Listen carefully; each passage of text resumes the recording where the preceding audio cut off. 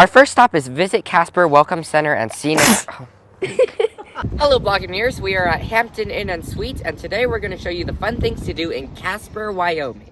Our first stop is National Historic Trails Interpretive Center. This museum promotes and preserves the heritage surrounding the pathways to the west. First, we're going to watch a movie called Footsteps to the West.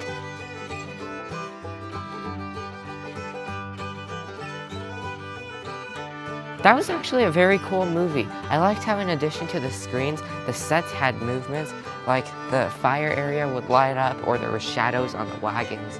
And the movie itself had excellent imagery. It blew my mind to see that there was a 4-lane wagon highway. That's how crowded the trails got at some point.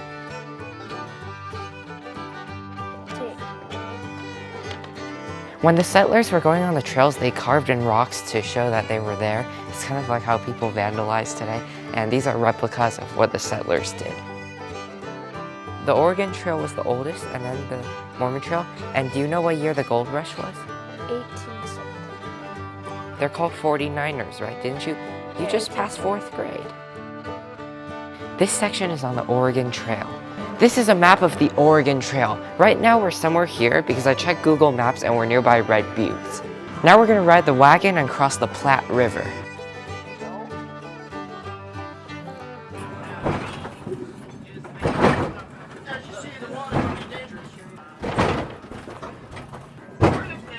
Oh, we're back on land. Oh. The next gallery is on the Mormon Trail. We've been to Salt Lake City before and we saw that temple.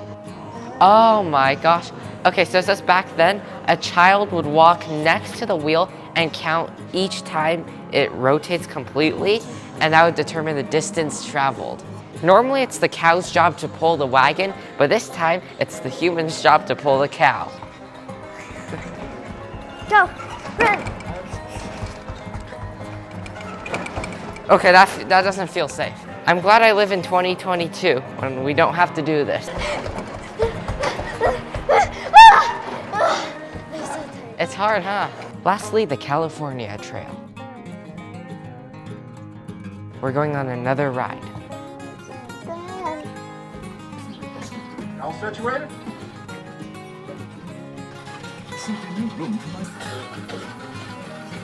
Wait, was that cough from here? Oh, Oh, they're coughing on us. it's so dusty. Better said than Oh my gosh, this wagon makes weird noises.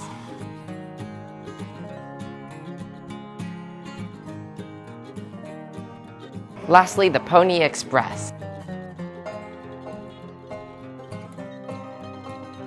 And that is the National Historic Trails Interpretive Center. My favorite part was riding the first wagon where you can cross the river and it's very bumpy. I liked watching the movie at the beginning to get context on this museum, and then the rides were also fun. I didn't know this museum had rides.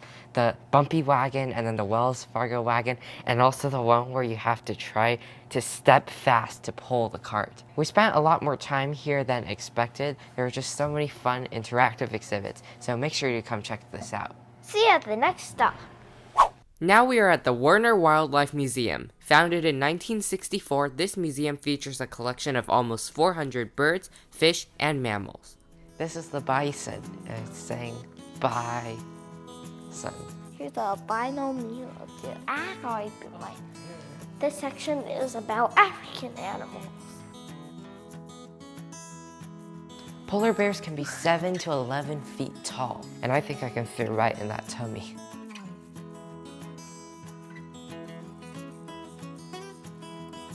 This is the taxidermy exhibit, and they show you how they make the animal displays. Basically, they hold the skeleton with wire and then they eventually cover it in plaster, then they put the skin back. King Frederick I of Sweden wanted a taxidermy of a lion, but the person making the taxidermy had never seen the lion, so he just made this. Downstairs at the first room, they showcase a lot of birds, probably all in Wyoming. Look at this one. Look at that one. He has a bigger belly than Dada. Over here, sockeye salmon, that's one of my favorite fish because not only because I ate it, but also because of how it can jump over water. Well, mini waterfalls. That one has its mouth open. This is the room with big game. Guys, look, there's a muskox. They live in the Arctic.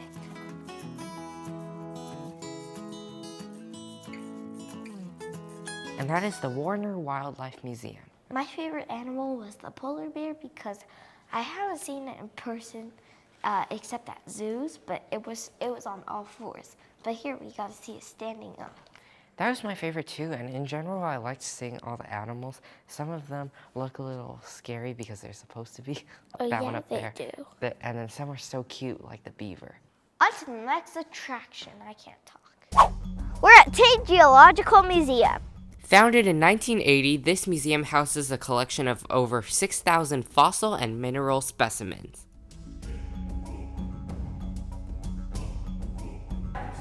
You can touch. You can touch these.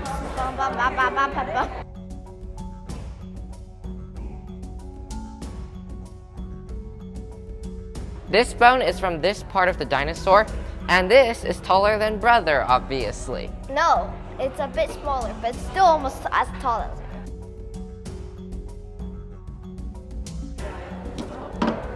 This is an Allosaurus claw.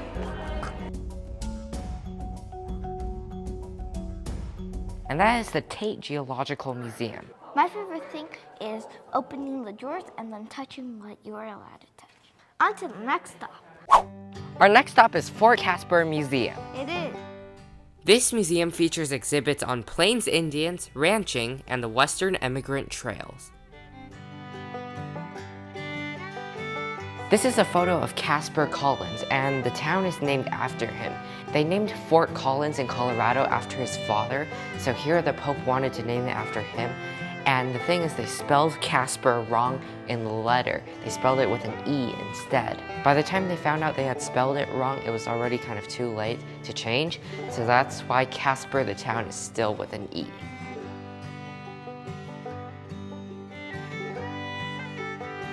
It's actually hotter in here. It's time to check out the reconstructed military post. This is the blacksmith shop, and it was used for either military or civilian. This is inside the sutler store. There's many different things here, including canned foods and also boxed foods. We're inside the living quarters.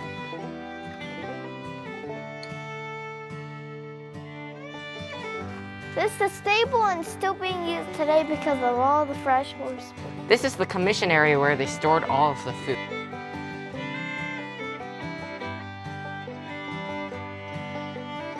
This is the barracks and kitchen.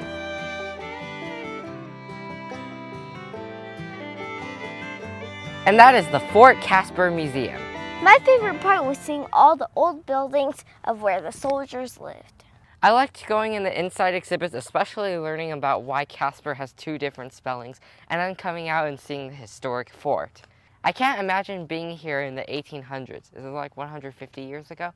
It must have been much more lively back then. Now we just see replicas. Now we are at Morad Park, and we're gonna hike the Morad Park Loop, which is a 0.7-mile loop. We are. I thought this would be like a boring city park, but it's actually very nice.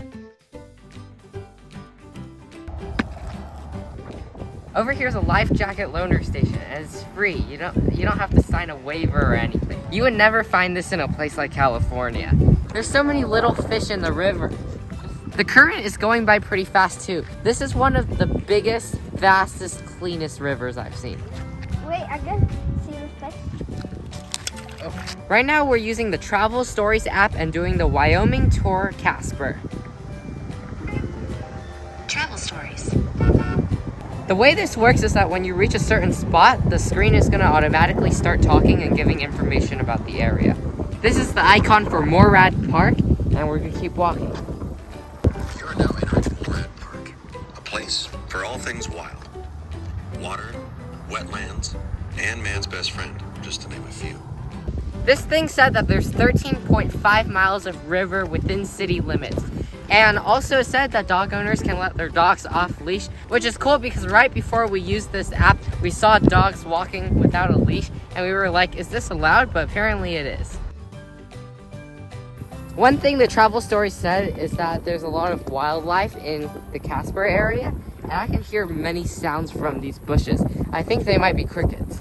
We're now hiking the Watco Nature Trail. The tour said to look out for wildlife because there's a lot in this area. We're on a bridge above the North Platte River. This is the same river that we saw earlier. We're almost approaching the next spot, urban fly fishing. We're almost there. Oh. You've been admiring the spectacular view of the river along the trails. We have. But now we want to tell you about what's beneath the surface. It's getting late now, so we'll probably continue the tour another time. After a day of fun, we're gonna check into our hotel, Hampton Inn Suites.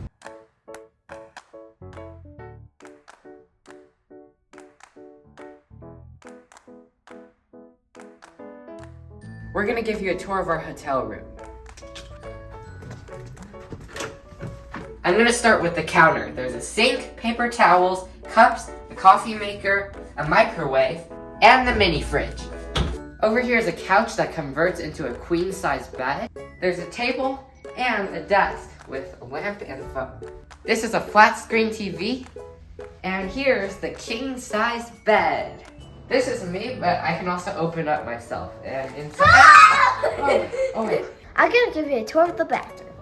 Over here we have a whole bundle of towels, a sink, and soap.